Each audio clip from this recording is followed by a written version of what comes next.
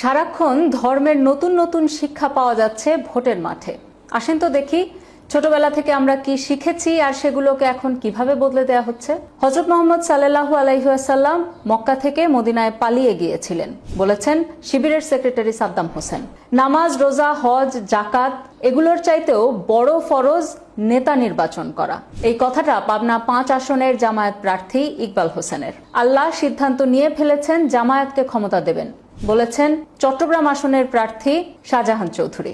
জামায়াতে ইসলামকে একটা ভোট দিলে আপনি 18 কোটি মানুষের নামাজের সওয়াব পাবেন। জামায়াত প্রার্থী আমির হামজার বক্তব্য এটি।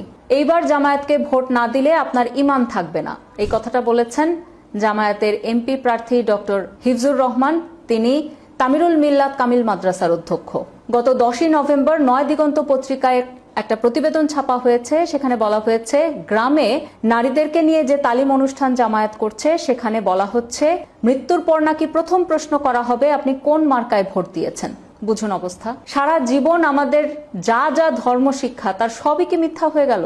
দেখা যাচ্ছে ইসলামের বেসিক যে শিক্ষাগুলো সেগুলোকেও জামায়াত নেতারা বদলে দিচ্ছেন। ক্ষমতার লোভে আল্লাহ রসুলকেও যেখানে আপনারা ছাড়ছেন না, সেখানে এই নগণ্য মানুষের জন্য কি করবেন আপনারা?